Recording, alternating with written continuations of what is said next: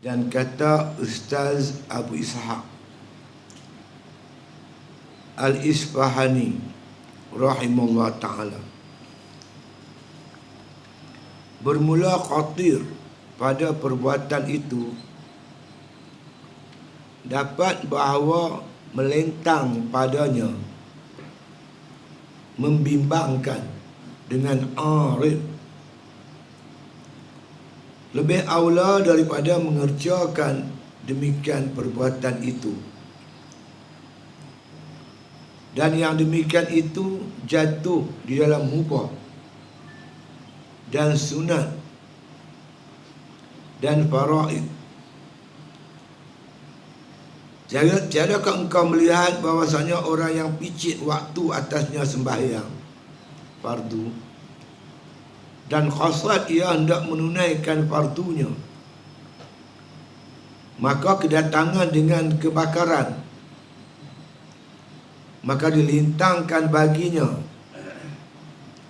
atau ada orang tenggelam yang dapat ia melepaskan dia, maka tatkala itu membimbangkan dengan arid utama daripada mengerjakan sembahyang yang ia hendak menunaikan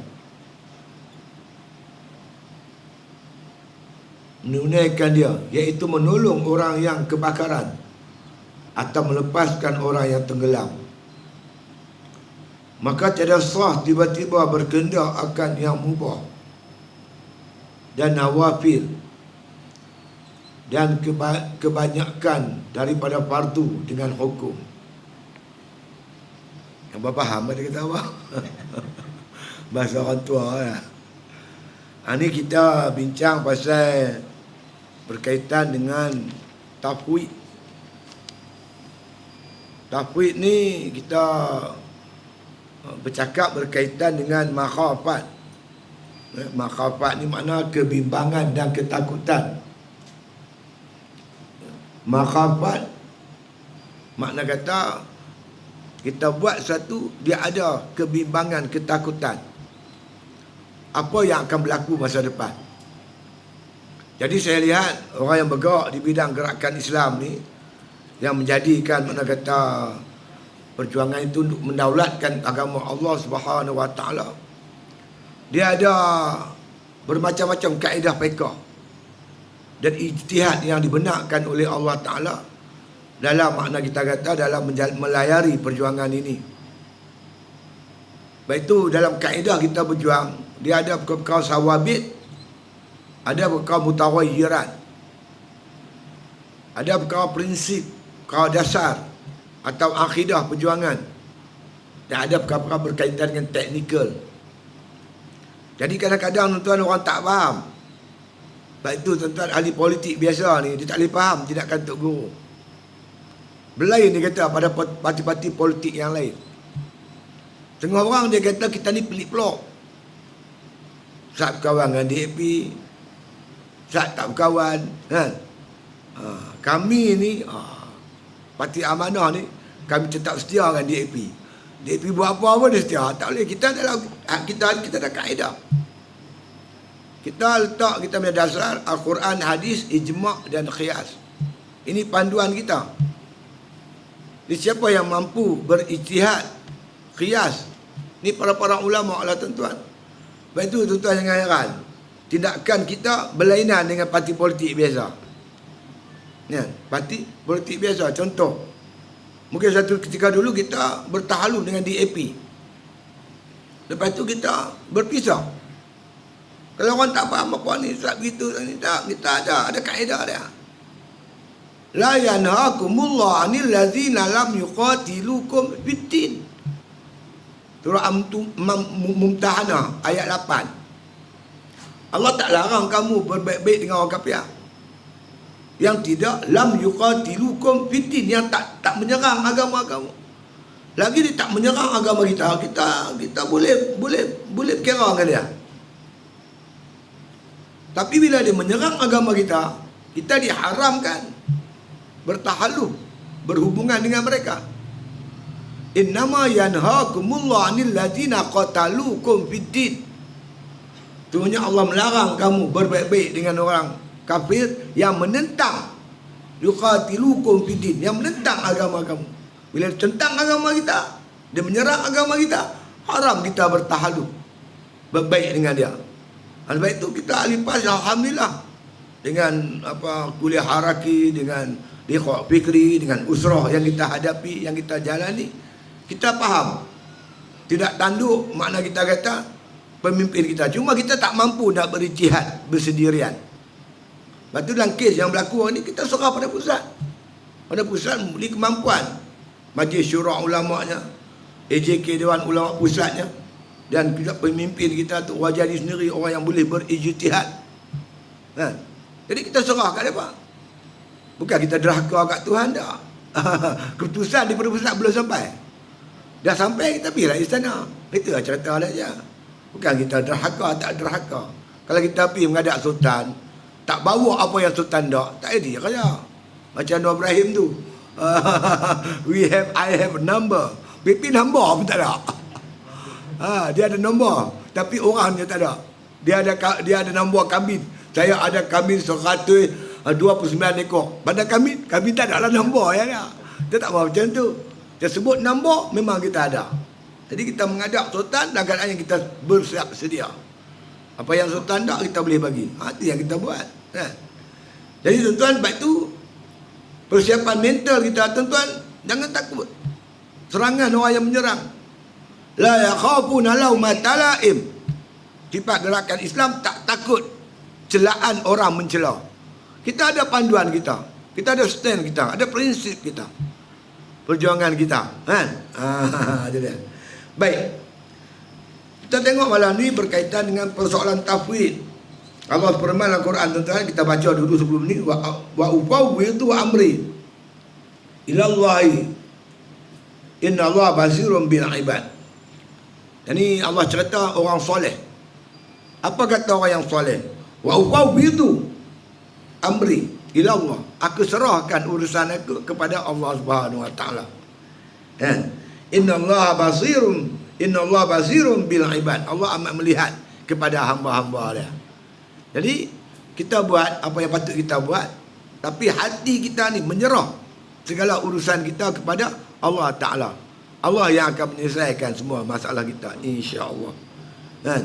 Fatawakkal 'alal hayyil ladzi la yamut. Hendaklah kamu menyerahkan urusan kamu kepada Tuhan yang hidup, yang tak mati. Kan? Macam mana disebut dalam Al-Quran, kan?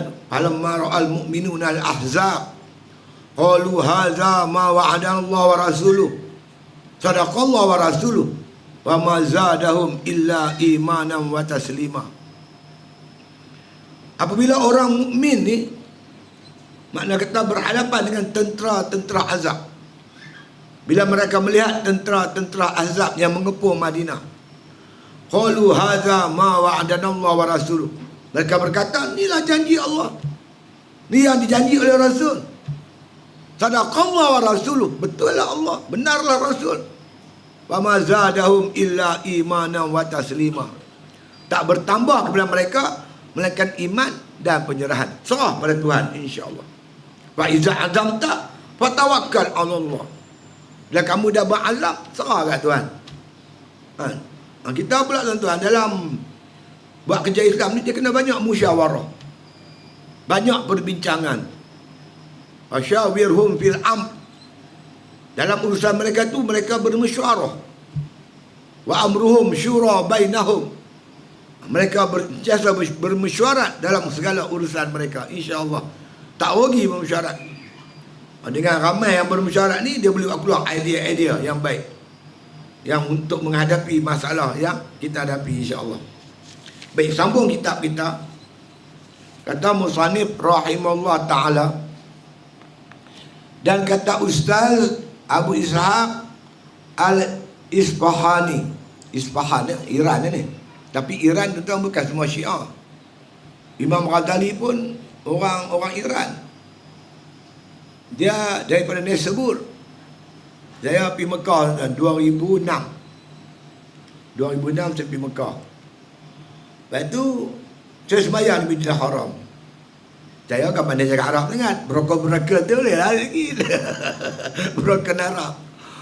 Tapi dia duduk sebelah saya. Dia tengok saya, dia senyum. Saya tengok dia senyum. Kan? Pakai jubah macam saya lah. Tapi kalau tuan tengok orang Iran, dia lain. Badan besar. Kan? Dia pakai sorban ni, dia ada rambut sini sikit. Itu Iran lah tu. Kan? Dia tidak ada pakai macam kita juga. Badannya kecil. Lepas tu, dia tanya saya. Dia kata saya daripada Malaysia. Ya. Dia tanya dia pula, dia kata dia daripada Iran. Lepas tu saya kata wilayah mana? Dia kata Naisabur. Naisabur ni tuan-tuan, tempat Imam Ghazali. Dia tanya, dia kenal ke Imam Ghazali? Oi, Imam Ghazali dia kata ulama besar, ulama kabir. Saya kata saya ni minat dengan Imam Ghazali. Kan? Dia kata, saya duduk pondok mengaji kitab Imam Ghazali.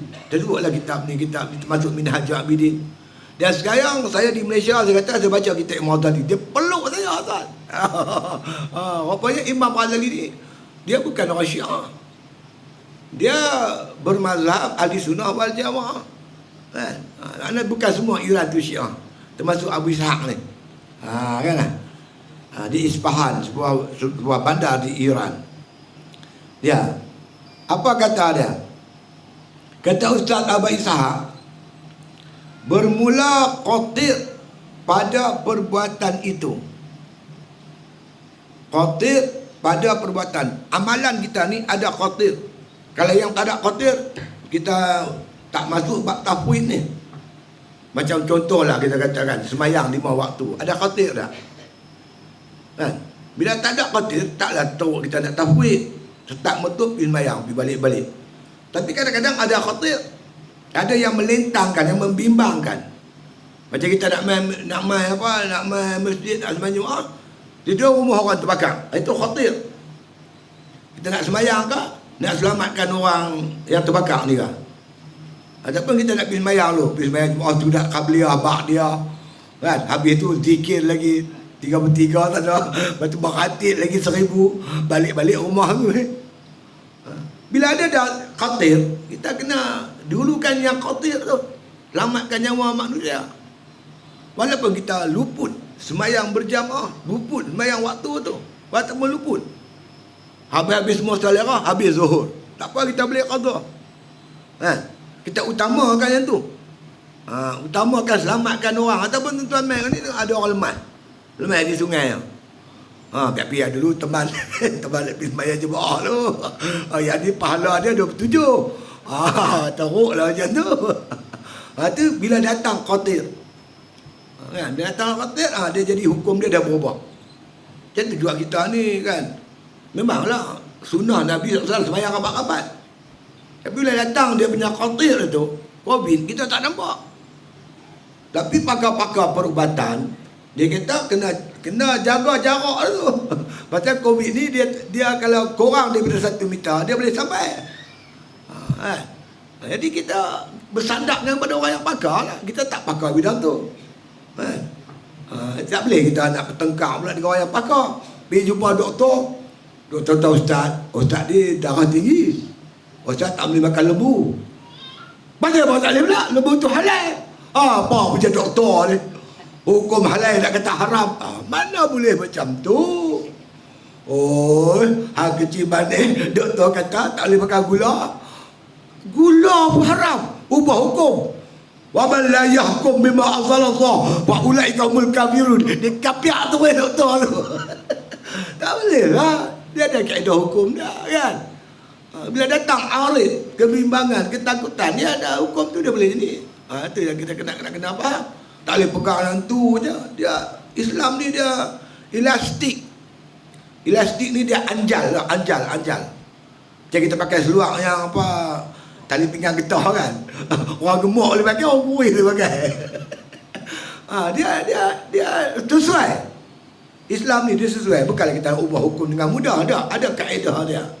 Nanti yang kita kena faham.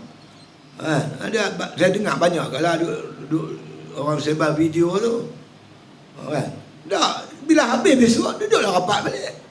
Ni COVID tu ada lagi ni. Ada kuning, ada merah, ada hijau. Dia tengok orang kena COVID. Kan? Bila dia makna kata kena COVID, kemudian dia mati, mayat dia mandi mayat atas plastik, tayamum atas plastik. Ada satu kes di Indonesia, dia lawan. Kami nak tengok, dia buka mayat tu, baru dia cium. Habis satu kampung kena COVID. Jadi kita tak faham benda ni. Kita ikutlah orang yang faham, orang yang reti. Saya cakap betul. Saya baca kitab boleh lagi sikit. Tapi bab perubatan aku tak tahu. Apa doktor tahu? Makan ubat ni Ustaz no. Makan sehari sekali makan sebiji ubat darah tinggi. Sehari makan 2 kali. Dia makan macam tu lah. Lepas tu cek. Lepas 2-3 bulan lepas tu, oh Ustaz ni dah turun elok tadi. Ustaz makan sebiji sudah sehari. Pasal apa? Sebiji dulu 2 biji. Doktor ni Ustaz 2 biji, 100 biji. Takkan nak cakap macam tu. Kita ikut dia lah, dia yang pakar bidang tu. Fas'alu ala zikri in kuntum la ta'lamun. Tanya orang yang tahu, kalau orang tak tahu.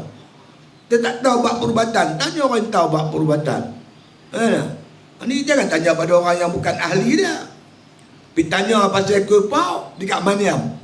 Maniam tu motor mekanik.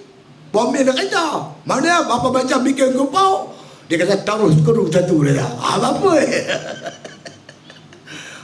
Kita ikutlah lah. Apa susah sangat. Kan? Kata Ustaz Abang Ishaq ni, dia kata, ya. Dia kata bermula qatir pada perbuatan itu. Perbuatan amalan kita ni, makna kata ada qatir, ada yang membimbangkan. Ya. Dapat bawa melentang padanya, membimbangkan dengan arid. Ada arid yang melentangkan, yang membimbangkan kita dalam nak melaksanakan makna perbuatan kita, amalan kita tadi. Contoh kita nak main semayang, tiba-tiba ada arid, rumah terbakar kan? Ataupun kita kata orang lemah dan sebagainya, kan? Datang arid, datang yang melentangkan daripada dia kata mengerjakan dia. Itu dia. Membimbangkan dengan arid terlebih aula daripada mengerjakan dia. Bila berlaku benda yang membimbangkan, kita utamakan memberi kebimbangan kepada arid tu. Kita mari nak semayang, tiba-tiba datang arid membimbangkan kita, orang lemas, dia cunguk-cunguk, dia kapal-kapal, tolong. Takkan kita nak tengok saja, tentu hati kita bimbang dengan orang yang lemah tadi. Maka kata Ustaz Abang Ishaq, dia kata lebih utama, dia kata makna melayan hati kita yang membimbangkan tu. Makna kita kena pergi selamatkan dulu orang tu. Orang yang lemah tadi kita selamatkan. Kanak-kanak duduk dalam rumah menyerit, api terbakar. Selamatkan kanak-kanak kalau kita boleh selamatkan dia. Tak boleh selamat, panggil bomba. Kan? Buat apa yang boleh, minta tolong orang lain. Cari jalan untuk menyelamatkan orang tenggelam dan orang terbakar tadi ni.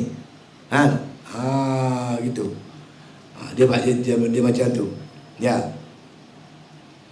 Dia kata terlebih aula, terlebih utama daripada mengerjakan demikian perbuatan itu. Amalan yang kita nak kerja tu, kita nak pergi semayang berjamaah. Besarlah pahala berjamaah ni. Kan? Tuntutan lagi semayang fardu, tentulah penting. Tapi datang arid, kepentingan nyawa, keselamatan individu. Macam doktor lah, kita buat contoh doktor kan. Mamanya ada orang aksiden kemalangan, bawa mana orang yang sakit ni pergi hospital. Sampai hospital terpaksa membuat pembedahan segera. Yang doktor ni nak sembahyang dulu. Ketika itu dia kena utamakan nyawa tu. Habis pembedahan tu, walaupun makna kata luput sembahyang dia, dia boleh qada. Lebih utama selamatkan nyawa ni, orang yang aksiden ni. Kan, masuk ibu nak bersalin ke, orang yang makna kata masalah jantung ke, kena bedah segera. Apa contoh kan. Jadi mengikut kata Ustaz Abang Ishaq, utamakan yang ni, melibatkan nyawa. dia dah sampai peringkat ad-darurah, peringkat darurat untuk menyelamatkan nyawa. Itu maksud dia kena bagi keutamaan. Ya. Itu dia. Dan lagi kata musannif rahimahullah taala, dan yang demikian itu jatuh, dia kata dalam mubah dan juga sunat dan juga faraid. Ini fardu. Benda ni sama ada fardu, sunat ataupun harus. Mubah harus. Bila datang makna arid yang membimbangkan, kita kena beri keutamaan kepada yang membimbangkan tu. Amalan fardu bukan sunat kan? Bahkan amalan harus, yang harus. Tapi ada benda yang membimbangkan, yang memerlukan, makna kata kita layan segera. Kena layan yang segera tu. Yang dia kata, yang membimbangkan ataupun arid yang berlaku di hadapan kita tadi ni. Itu yang ni. Apa yang apa nama kita kata, keperluan-keperluan ni kita kena tengok macam tu. Ya. Ini yang kita ada buat kerja ni, itulah kita nak tengok. Ada kepentingan peribadi, ada kepentingan ummah. Kita utamakan kepentingan ummah. Dia dipanggil apa nama dipanggil fiqh waqi'i ataupun fiqhul awaliyat yang perlu kita utamakan. Macam kita hari ni kan, macam kita berlaku di Perak, sakit juga kita kena. Tak pasal-pasal kita kena. Dia bawa usul percaya di Dewan Undangan Negeri. Usul tu kita sokong pasal dia kawan kita. Bila sokong, kawan yang usul pun tak sokong, yang sokong pun tak sokong. Tak pelik kan? Tak pernah berlaku dalam dunia, tuan-tuan. Mana-mana parlimen, orang bawa usul, tak sokong usul dia. Mana ada abang-abang baik aku? Mana ada? Kita sokong usul dia, patut dia terima kasih kat kita. Lepas tu dia kata, kita ni tak apa, tak anulah, tak inilah. Terpelik lah, jadi pelik. Kena ikut marah-marah lah. Tapi kita boleh marah. Tapi kita marah, kita berpecah. Boya dia tunggu nganga mulut tu. Boya di AP lah. Nganga dia kata lah, kami sedia itu, sedia ni. Memang dia pandang sangat lah. Tapi kita, bila dalam bab ni kita mengutamakan, makna kita kata maslahah ummah. Tentanglah kalau DAP berkuasa semula, apa yang dah berlaku depan mata kita. Nak ulang balik benda ni, kita tengok mudarat dia lebih besar. Maka kita letakkan kepentingan ummah di hadapan kepentingan peribadi. Tak apalah kata api lah apa-apa. Memanglah kalau kita buat baik, buat betul, semua tak betul. Sebab tu Luqmanul Hakim ajak anak dia. Hei anak aku kena abang kan perangai manusia. Mari sini. Bawa naik keldai bawa sekok. Anak dia dengan dia berjalan naik bukit ni, turun dekat apa kolej Islam tu. Orang tengah makan kopi kita, lah bodoh. Ada unta tak naik, ada keldai tak naik. Buang punya tarak otak. Dengar orang kata lah, hang dengar dah anak aku apa orang kata. Lah ni hang naik biar buat berjalan. Jalan neng. Sampai serak jalan, keluar pula. Lah, tak ada otak. Dia muda saja bagi pak dia berjalan. Yang dia pergi naik keldai. Hang dengar dah orang kata apa? Dengar, nanti main pak naik pula. Sampai benda kering tu. Keluar satu masjid. La ilaha illallah. Hang turun biar pak naik. Orang tua tak ada otak, tua saja. Dia naik keldai, dia bagi anak dia berjalan. Tak kena juga. Lala main kita naik berdua. Naik berdua sampai kat balai polis tu.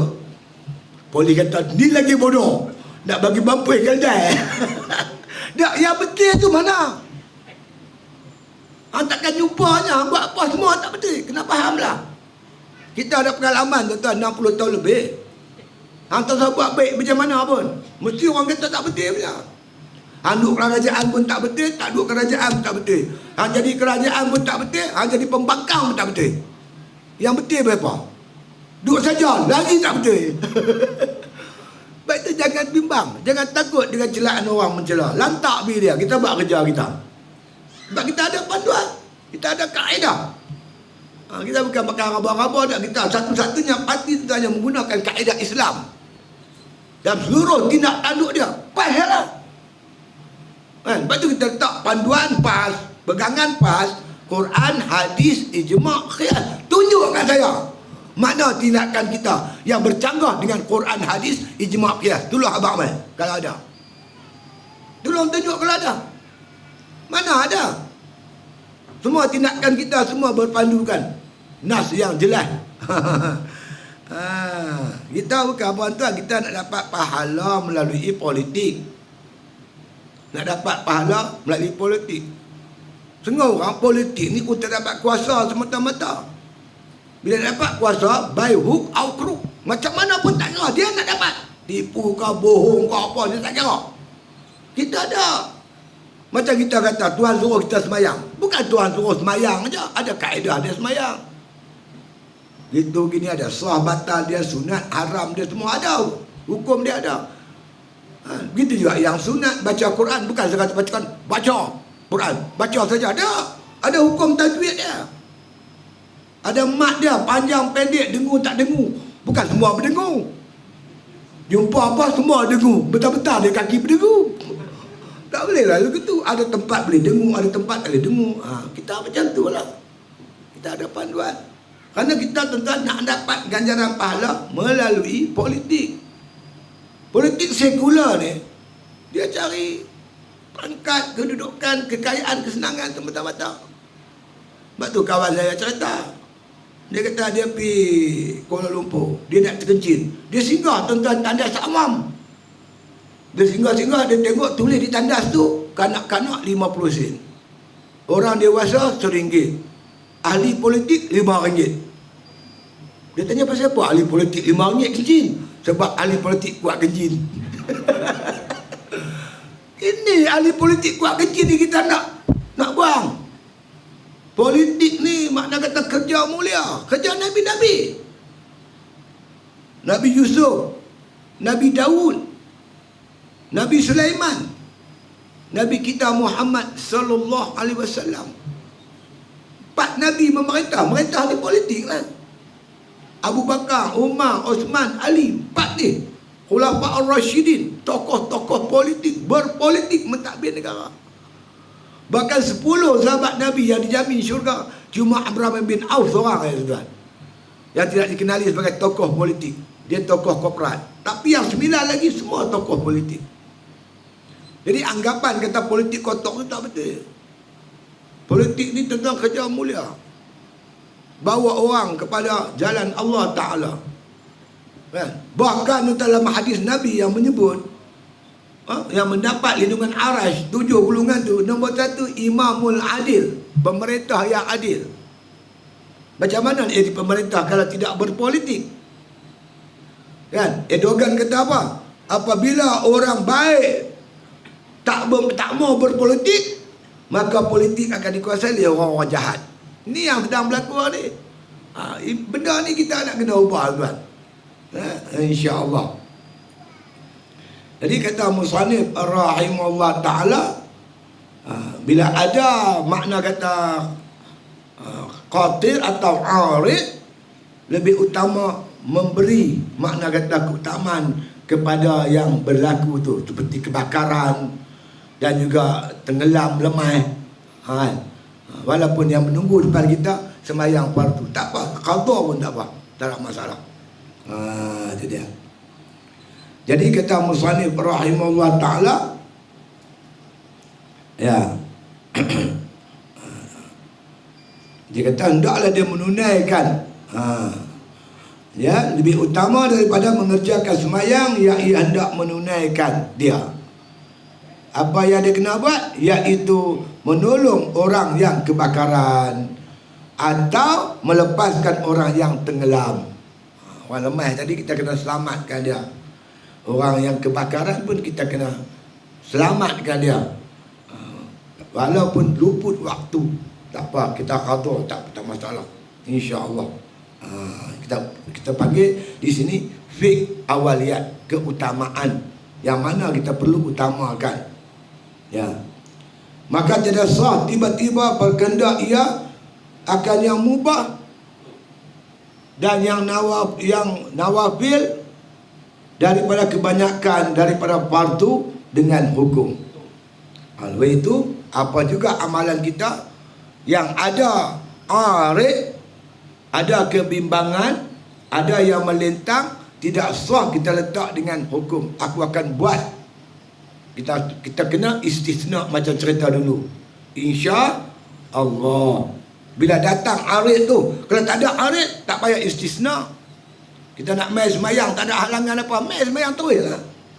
Tapi bila datang arid, insya Allah, kalau dikendaki oleh Allah. Kerana kita dikendaki mengutamakan dulu yang arid tadi, yang melintang, manapun yang menghalang, yang berlaku di hadapan kita, yakni orang tenggelam dan juga orang yang kebakaran tadi tu.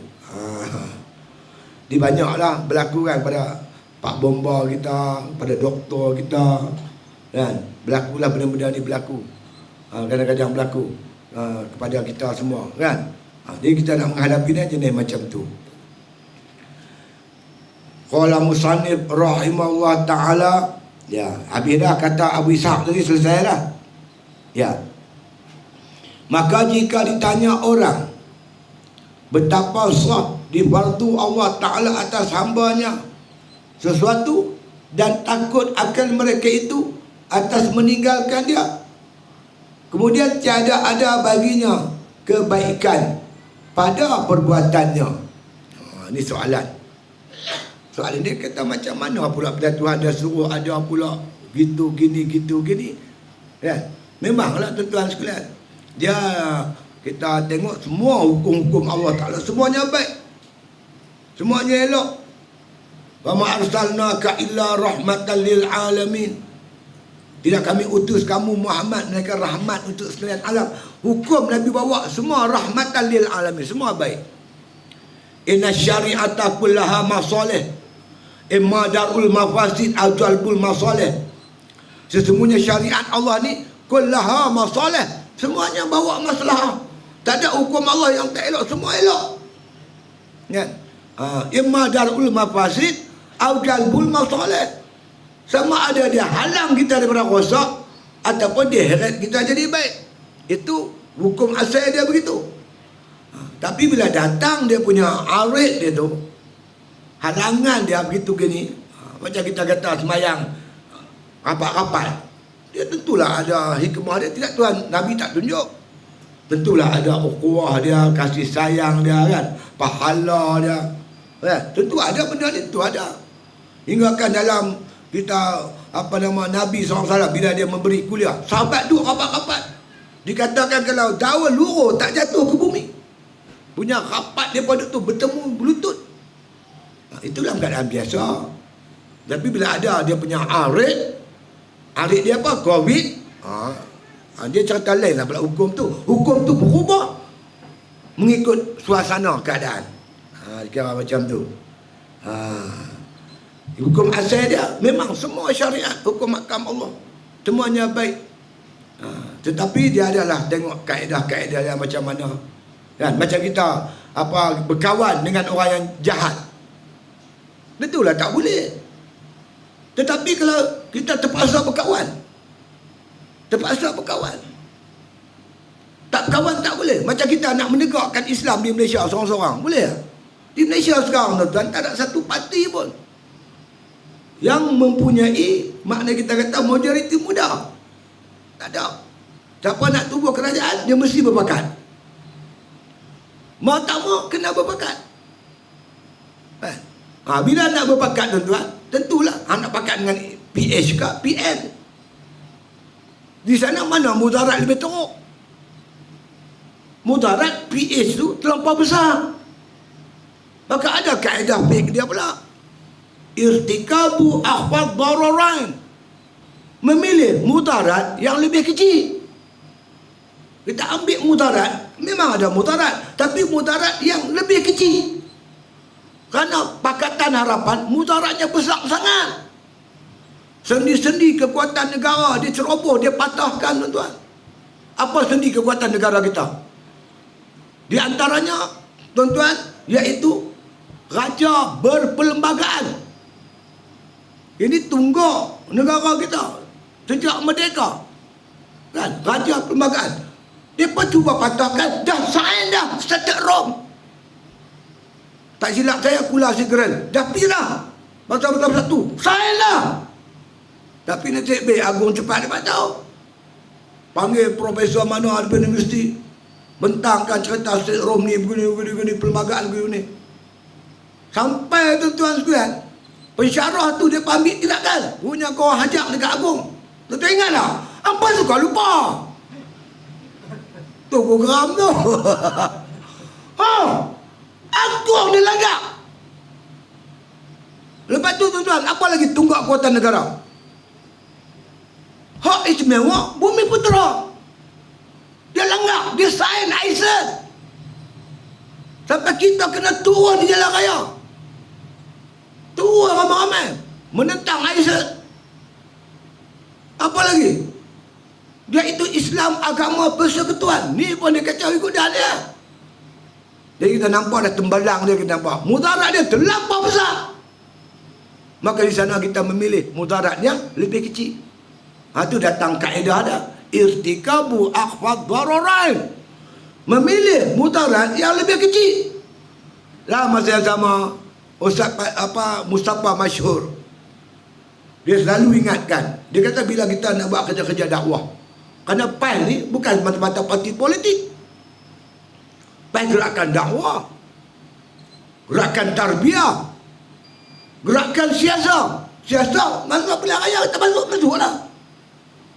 Kita mengejar, kita di antara kerja kita, iaitu kerja-kerja kita tarbiyah. Ada tarbiyah kita buat pasti, ada seriti, ada kita buat kolej, ada kita buat tahfiz, pondok, macam-macam kita buat itu tarbiyah. Yang dalaman pula usrah, liqah fikri, macam kita buat. Kita juga gerakan dakwah. Ustaz Mustafa Masyhur kata dakwah ni, pertama-tama bila kita buat kerja dakwah, kita mesti pecahkan gap dengan mad'u kita. Kita nak dakwah jiran kita sebelah rumah. Pertama sekali kita kena pecahkan halangan tembok antara kita dengan mad'u kita, dengan jiran kita. Kena buat hubungan. Bagi salam, sembang selalu. Kita masuk gulai, bagi dia semangkuk. Balik rumah kita beli pisang, lebihkan satu ikat, bagi anak dia, bagi. Pecahkan dulu tembok tu, pecahkan dulu. Biar ada hubungan. Bila ada hubungan, baru dakwah boleh masuk. Kita buat hubungan dengan UMNO dan bersatu. Mana kita ada ruang untuk menyampaikan dakwah, menyampaikan mesej Islam. Mungkin selama ni orang pun tak tahu. Kita dah ada ruang yang luas tu tak? InsyaAllah lah kita buat kerja betul-betul, sungguh-sungguh, insyaAllah tak mustahil. Satu hari 3 kelompok parti Melayu ni boleh faham Islam. Tak mustahil satu hari dia pun terima Islam. Tuan-tuan bayang apabila majoriti orang Melayu menerima Islam, takkan Islam tak boleh tertegak di muka bumi Malaysia. Kita masuk ikut gerakan dakwah. Yang kita buat di Sabah, kita buat di Sarawak, kita hantar kita hantar pendakwah-pendakwah kita masuk Sabah dan Sarawak dan sebagainya. Jadi ini kerja kita, jangka panjang. Bukan politik saja, dah. Gerakan kita, gerakan begitu. Gerakan masa, gerakan dakwah, gerakan tarbiyah dan gerakan siasat politik. Ini dia. Ini kita buat ni semua, kita baca habis tuan-tuan. Tambahlah ni diakui oleh semua pihak. Kita bukan bergerak bidang dakwah, bidang kebajikan, unit amal kita bergerak. Kalau banjir, amal sampai dulu. Bila Covid ni, kita punya orang kita sampai dulu bagi bantuan macam berlaku di sana, di Kelebang. Bantuan makanan apa semua kita sampaikan dulu. Kan? Jadi makna kata bila kita tengok kuliah-kuliah di masjid-masjid, tanya, ustaz ni orang apa? Semua orang kata orang PAS telah memenuhi di masjid-masjid. Dulu banyak masjid kita tak boleh masuk. Kan? Sekarang ni banyak masjid kita tak boleh masuk. Hasil daripada ta'awud kita dengan UMNO dan juga bersatu. Kan? Ini yang kita nak, dakwah boleh dikembangkan, diterima oleh masyarakat kita dan umat Islam. Kalau dengan DAP kita tak nampak masa depan Islam. Gelap gelita. Tapi dengan UMNO dan bersatu, insya Allah. Saya melihat ada cahaya di hujung terowong, insya-Allah. Az-zulumu qad yatulu walakinahu la yadum, al-haqqu qad yad'ufu walakinahu yantasir. Kezaliman itu walau mengambil masa yang panjang, dia takkan kekal. Kebenaran itu walaupun lemah, kita yang bawa kebenaran walaupun lemah, kita golongan mustad'afin, walakinahu yantasir, akhirnya dia pasti akan menang.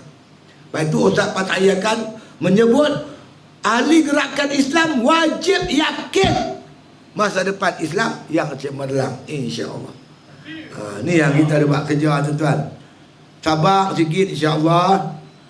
Akan sampai masa dan ketikanya. Kalau bukan masa kita, masa anak kita, cucu kita, zuriat kita, masa akan datang, insya-Allah.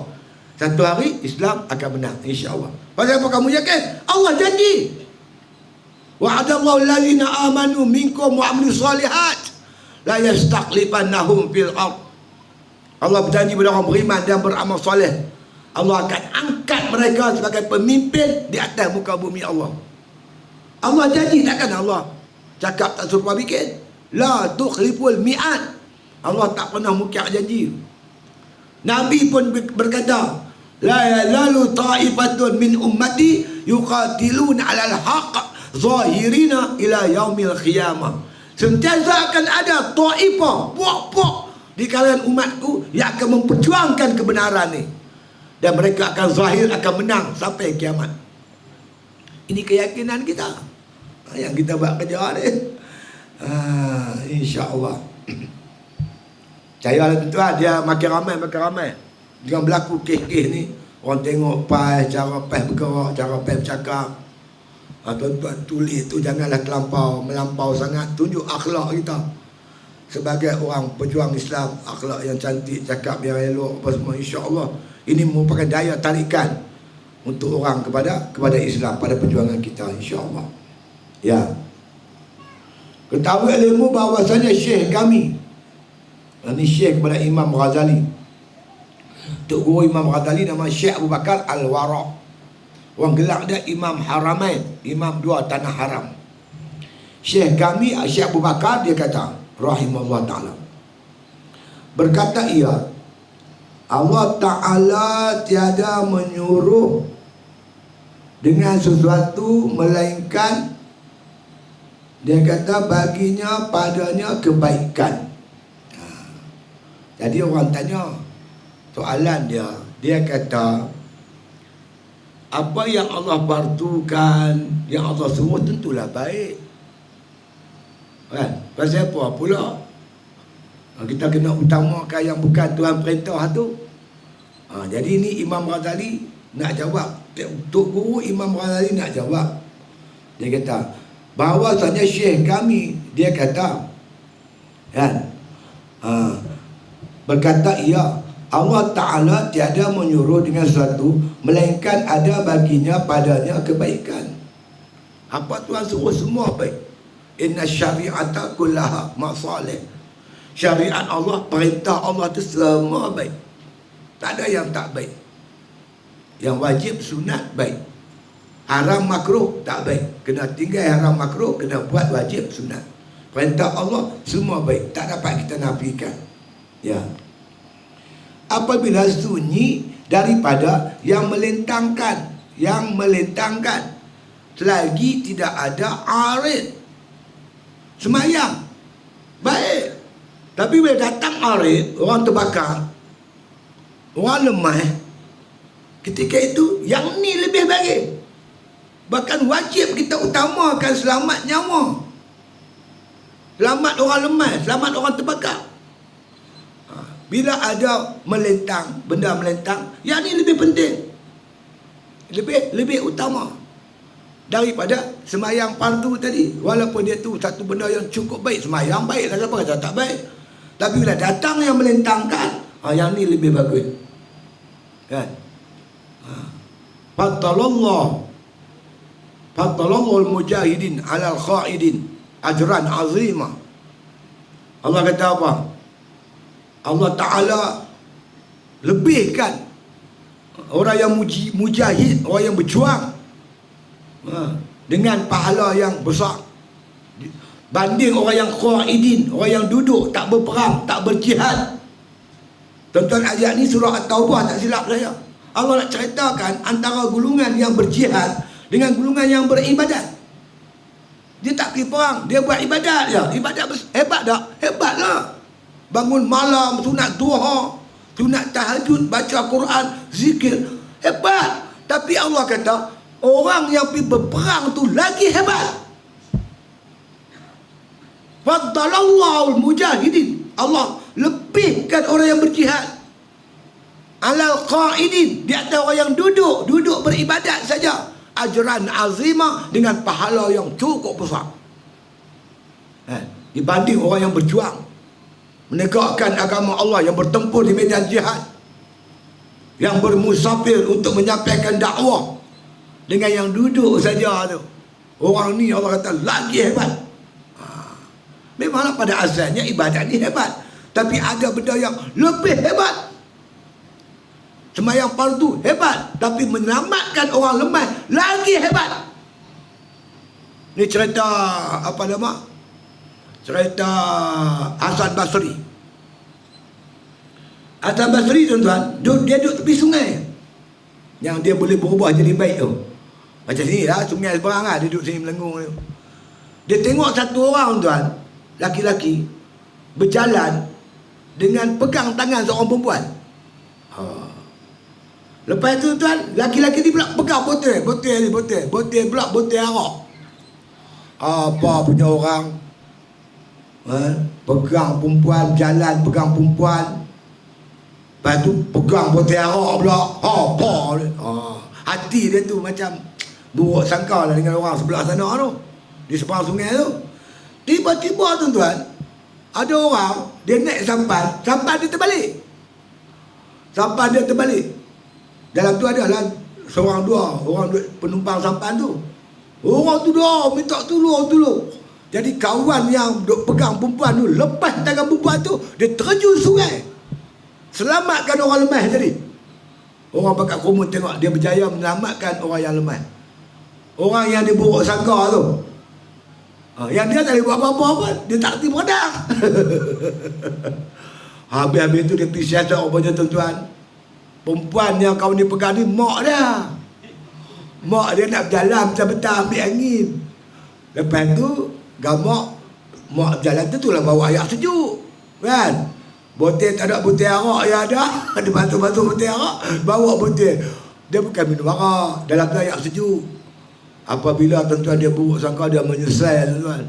Menyesal sungguh. Akhirnya dia bertukar jadi seorang ahli sufi yang hebat lah, Hasan Al-Basri. Dia bertaubat, minta maaf kat kawan tu, kan? Makna aku ni pandang dia remeh, sedangkan dia makna kata lebih hebat pada aku, menyelamatkan nyawa orang yang lemah, kan? Jadi dalam Islam, jaga nyawa tu lebih penting. Jaga nyawa, kita selamatkan nyawa orang. Ni kita nak selamatkan akidah ummah, nak selamatkan manusia. Allazina immakannahum fil ard aqamus salah wa atau zakah wa amaru bil ma'ruf wa nahu 'anil munkar walil aqibatul umur. Orang yang kami bagi kuasa, yang memerintah muka bumi Allah Ta'ala ni, apa dia buat? Aqamus salah, mereka mendirikan solat.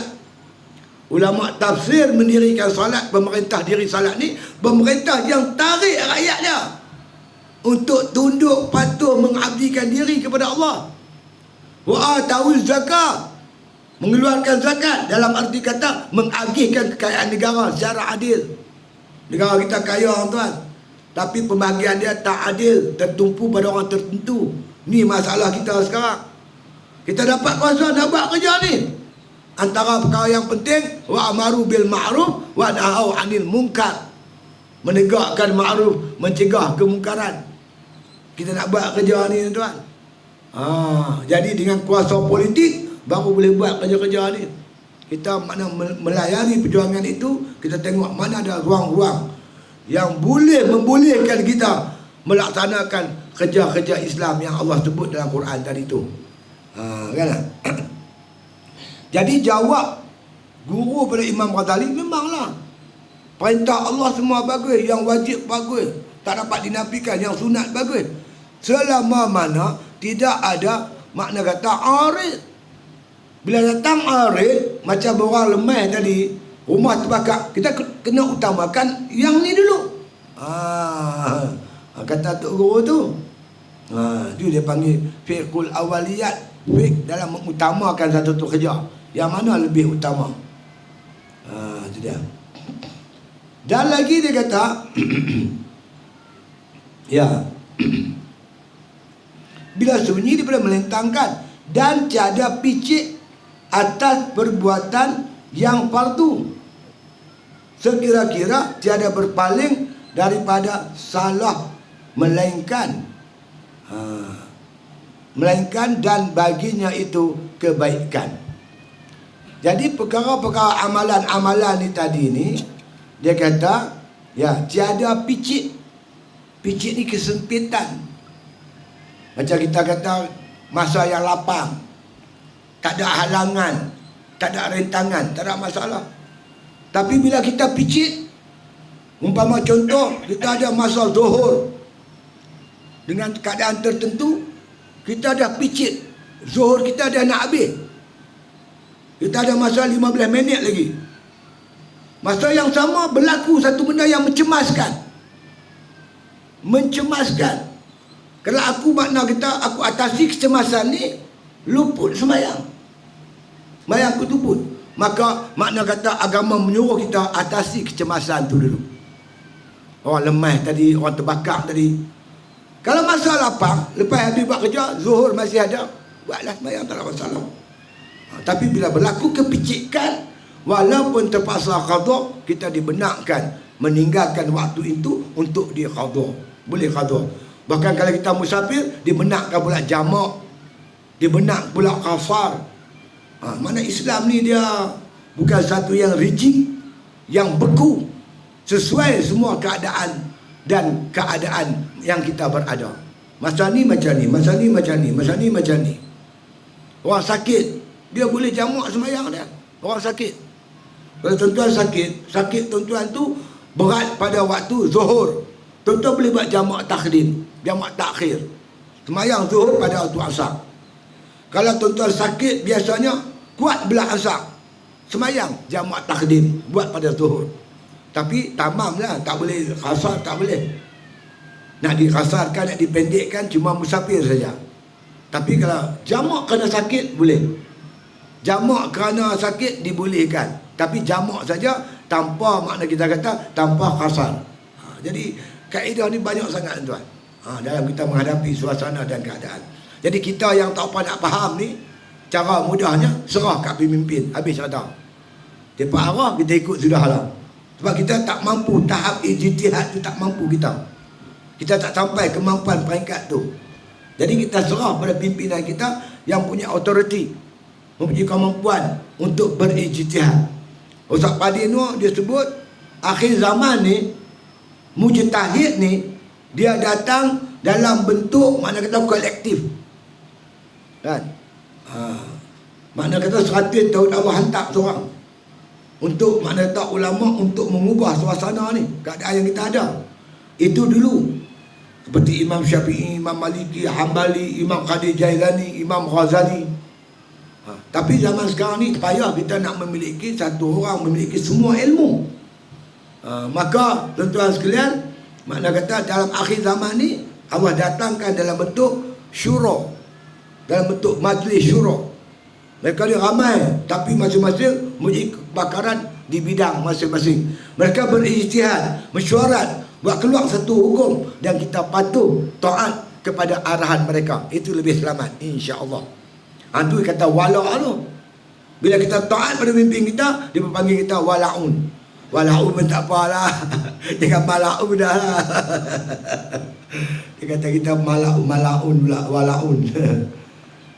Jadi yang kata kebaikan tu memang baik selama mana tidak ada arid. Bila datang arid, lebih utama kita menyelesaikan arid tadi ni, seperti kebakaran dan juga lemah tadi ni. Itu dia. Bila sunyi daripada yang makna kata melentangkan arid tadi, dan tiada picit atasnya perbuatan yang fardu. Tak picit, tak sempit masa luas. Lapang boleh buat, tak apa kita buat lah. Tapi kalau masanya picit, menyebabkan kita selamatkan nyawa orang, habis, luput waktu dia. Tak apa, luput waktu pun tak apa, demi menyelamatkan nyawa. Dia nak macam tu. Ya. Sekira-kira tiada berpaling daripada salah, melainkan dan baginya itu kebaikan. Makna kata tak berpaling daripada salah. Salah ni salah suatu lah. Dia dua perkara. Hang buat ni, hang nak tinggal ni. Hang selamat orang, hang kena tinggal sembahyang. Hang sembahyang, hang kena tinggal selamatkan orang. Nak pilih yang mana? Tentulah kita mengutamakan nyawa kan, selamatkan orang. Gitulah. Dia tak boleh buat dua-dua. Masa tu kita nak sembahyang, masa tu nak selamat, tak sempat. Sebab masa dia suntuk, keadaan yang amat memerlukan, maka bagi keutamaan selamatkan nyawa. Gitu. Jangan dia pula pergi sembahyang jemaah, lepas tu azan dulu, lepas tu buat pula sunat qabliyah, lepas tu sembahyang fardu, lepas sembahyang fardu wirid pula dah, wirid panjang kami. Dia pula ahli tarikat tu, dia 1000 yang khatil la ilaha illallah. Tak lagi silap ba'diyah pula, pergi dah terus dalam sungai, tak ada orang dah. Selamat dia dulu. Itu kita jangan pakai fadail saja. Kita kadang-kadang cerita fadail, memang ada fadilat, tapi dia ada pula yang lebih utama kan? Yang mana lebih utama kita buat. Gitu. Ya. Jadi kita kena utamakan berpaling pada salah satu daripada dua pekerjaan. Pilih satu ya. Pilih satu. Yang mana lebih utama? Dalam keadaan ni lebih utama menyelamatkan nyawa. Kira gitu. Mana berhenti ni? Aku tengok tak ada berhenti ya. Kitab lama tak mana ada titik. Hampa cari tak jumpa titik. Daripada mula kitab sampai habis, satu titik pun tak ada. Tapi yang syok tu, ustaz nak berhenti, dia tahu tak mana. Itu yang hebat tu. Aduh. Kitab lama ni ke apa? Dia bagus. Cuma kalau boleh cetak semula balik ejaan yang gugur kan, cetak balik sayang. Ni Patani ni. Dicetak di Petani, kitab Minhajul Idin ni. Di Pulau Pinang tak cetak dah. Tak cetak dah di Pulau Pinang, tak ada dah kitab. Kelang tu pun tutup dah. Kelang pun dah tak ada. Pindah di Petani. Semua kitab-kitab kita semua dicetak di Petani. Sekarang ni lah, dia tak ada sini dah. Dia tak ada orang nak mengaji. Ada orang nak mengaji. Yang mengaji pondok-pondok lah dah ada. Berapa perak, berapa pondok dah. 5 apa? Pondok Darian banyak. Di mana? Mondok yo. Pondok ke lah? Pondok Darian lah. Aku ingat pun mondok, hidup pondok lah. Dia pondok Darian. Tu dah. Terima salah satu dua pekerjaan. Ya. Itu dia. Kepercayaan terutama daripada membimbangkan dengan satu yang lainnya. Mana kata kita ambil yang membimbangkan tu, keselamatan nyawa tadi ni, daripada yang satu lagi, yang semayang tadi, terpaksa kita tinggal, selamatkan nyawa. Habis semua saudara, kita semayang lah, tak ada masalah. Walaupun terpaksa, qadha insya-Allah. Tuhan tahu kita uzur. Kita ni uzur. Bukan saja kita tinggal ada uzur. Kita nak main semayang, bukan tak mau main semayang. Tapi dia 40 orang lah. Sampai tak boleh masuk. Saya nak gelak tu, tak silap saya masjid tu, Pegalang Baru. Dia kira-kira cukup 40 tutup pintu. Tu imam pun tak nak masuk. Tu imam tak boleh masuk. Cukup 40. Polis tengok. Ya tak payah polis baca khutbah. Dia bercerita kat saya, polis khutbah. Macam mana? Kan kita tak ajar tak mau sembahyang. Tak boleh masuk. Cukup 40. Kesian juga orang tu. Saya pergi Datuk Masjid tu, buat kuliah subuh. Lepas tu, kawasan tu kuning. Bila kuning, dia boleh 2-3 orang lah. Orang ramai 150 orang lebih. Penuh masjid sampai keluar. Saya tengok pengurusi masjid dah gelisah. Lepas tu ada kaki report pun ada. Yang kaki report kat polis. Bila orang report dia kena main. Polis pun round tengok gitu. Dia dah gelisah dia baca. Kesian tu imam pengurusi masjid tu. Hampir report buat apa? Alah dah hijau lah. Okey dah clear dah Ustaz dah. Macam mana dah?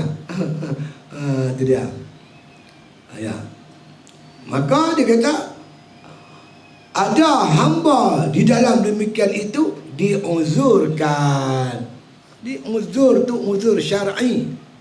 Bukan saja-saja uzur dah. Uzur tu bukan kita reka. Uzur syar'i. Kerana kita mengutamakan orang lemah tadi, orang terbakar tadi. Itu dia. Ya. Tetapi diberi pahala bukan kerana meninggalkan fardu itu, tetapi dia kata kerjakan yang fardu, yang difardu iaitu utama. Faham ayat dia? Dia kata Tuhan bagi pahala bukan sebab tinggal sembahyang tu. Bukan kerana tinggal sembahyang dapat pahala dah. Kerana kita buat kerja yang lebih utama. Apa utama? Menyelamatkan nyawa. Tuhan bagi pahala. Tuhan tak bagi pahala sembahyang fardu sebab kita tak sembahyang, tetapi Allah bagi pahala menyelamatkan nyawa. Itu maksud dia begitu. Lebih kurang macam itulah fahamnya. Kemudian kata musannif, dia kata dan setelahnya aku dengar akan Imam rahimahullah ta'ala. Tak itulah no. Cuma kita syukur pada Allah Ta'ala sekarang dah selesai lah. Dan kita bergerak ke depan. Memanglah satu perkara bila berlaku, selesai tak selesai tak tentu, kadang ada tak selesai, dah selesai. Selesai tu syukurlah. Tapi yang tinggalnya kesan-kesan. Kesan tu tentulah yang mana hentam darah-darah tu sakit hati kawan kita kan. Habis tu dia suruh sederhana, jangan hentam darah sangat. Lepas tu sakit nak berkawan balik kan. Kita apa tulis sikit je, kan tulis banyak-banyak kan. Saya tulis sikit je dalam Facebook saya. Saya tulis apa? Saya tulis, dia kata orang tua lah kita tak ada kerja, cari kerja. Pergi ke pulau, batu digalas. Ada orang kata tu? Orang buat kerja ni kerja apa? Kerja tak ada. Cari kerja. Apa kerja dia? Dia naik sampan, dayung sampan, punya lajau, pi pulau, pi galas batu. Kutip batu duk galas. Kerja dia kerja cerdik, kerja bodoh. Ya bodoh. Ada kerajaan bagi untung je. Teratur ya, aku tak kata apa-apa pun. Teratur je, kata sikit ya. Tak buruh nama apa pun. Kemudian saya masuk satu lagi. Saya ingat apa kata-kata Ustaz Aizan Razak, bekas Menteri Besar, masa dia jadi nakib kami di Kunin tu. Dia kata antara sifat orang bodoh. Bodoh ni bukan dia tak erti macam tu ni. Antara sifat-sifat bodoh, husnuzan bil a'da. Baik sangka dengan musuh. DAP tu musuh. Jelas depan mata. 22 bulan dia merata. Tapi kita baik sangka. DAP Perak tak apa. Yang jahat ni DAP Kuala Lumpur. Ulak sawah tu memang jahat. Ulak sawah ni okey. Boleh bawa buah kelamu. Cerdik kan bodoh? Itu kita husnuzan bil a'da. Orang bodoh ni baik sangka dengan musuh. Sebab tu aku tak kata kat siapa pun sebut gitu ya. Ambil faham lah. Jadi kita move ke hadapan, marah ke hadapan. Kita ikat balik, mereka pun minta maaf dan mesyuarat dan keterlanjuran kan. Keluar surat daripada pimpinan, 3 pimpinan parti keluar surat. UMNO makna mewakili wakil rakyat semua di Perak ni minta maaf di atas keterlanjuran. Kita pun tak ada masalah apa-apa kan. Jadi kita jadilah ni sebagai satu pengajaran.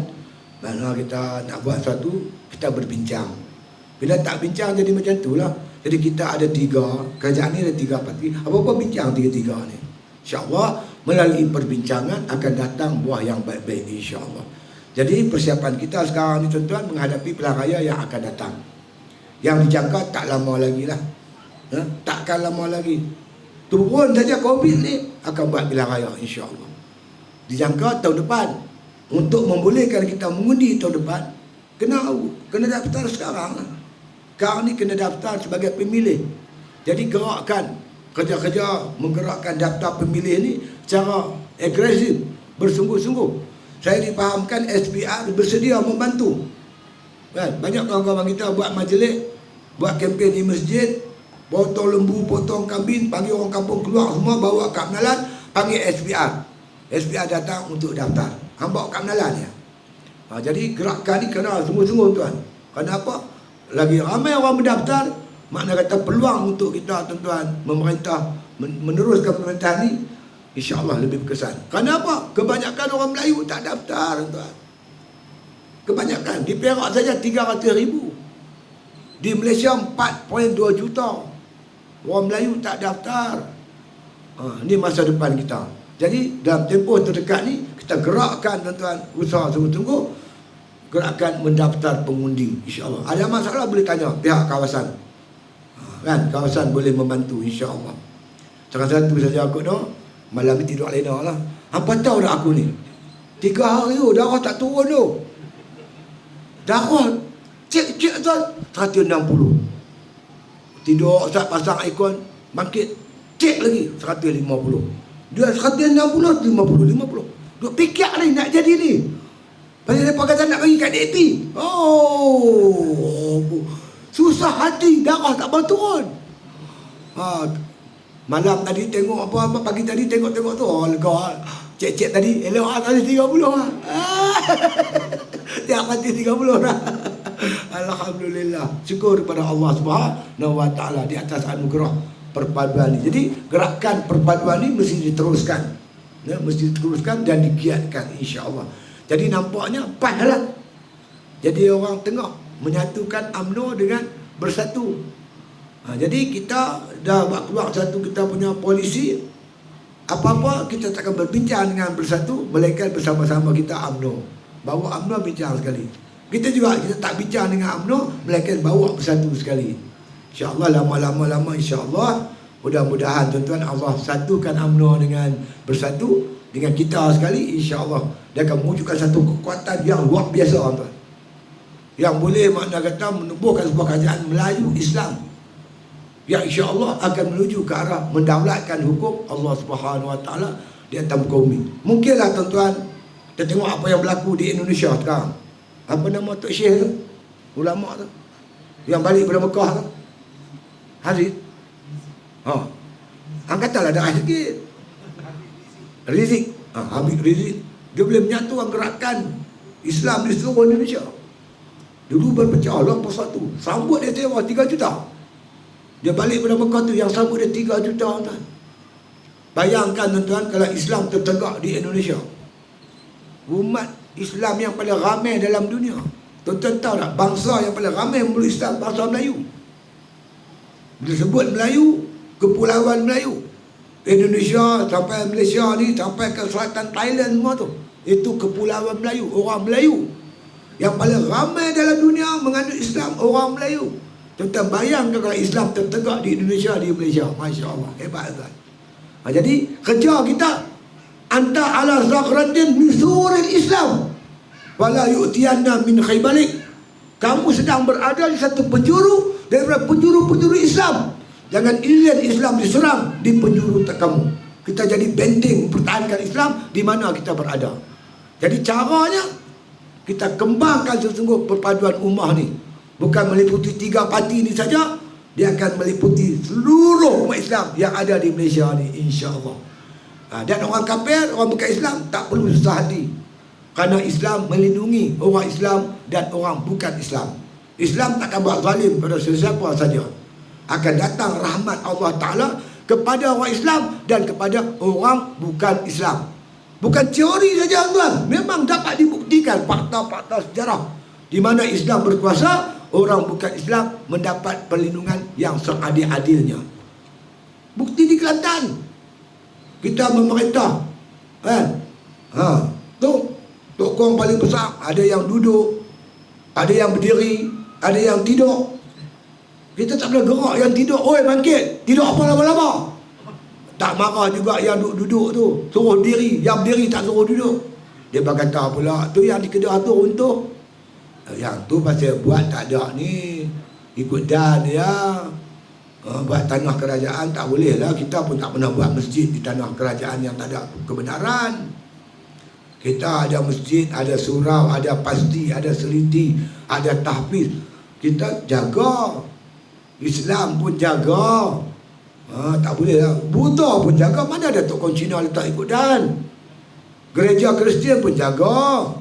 Mana gereja-gereja Kristian ikut dan. Ada, semua ada. Tanah-tanah yang ni cuma Hindu lah. Ikut dan dia je. Tak boleh kena kahwin pun sekarang. Jadi Sanusi, yang berhormat Sanusi, dia kahwin. Kerana tak mahu benda ni berlewasan sampai bila-bila. Stop tang ni ya, cukup lah. Nak buat boleh, kamu ada tanah boleh buat, tak ada masalah. Dia cerita dia. Jadi jangan bimbang dan takut di atas kekuasaan Islam. Islam melindungi umat Islam dan bukan Islam, insya-Allah. Wallahu a'lam. Bismillahirrahmanirrahim. Alhamdulillahi rabbil alamin. Wassalatu wassalamu ala asyrafil anbiya'i wal mursalin wa ala alihi wa sahbihi ajma'in. Allahumma rzuqna hubbak wa hubba man ahabbak wa hubba ma yuqarribuna ila hubbik waj'al hubbaka ahabba ilaina minal ma'il barid. Sallallahu ala khairi khalqi Muhammadin wa ala alihi wa sahbihi wasallam walhamdulillah bil alamin. Takbir. Allah.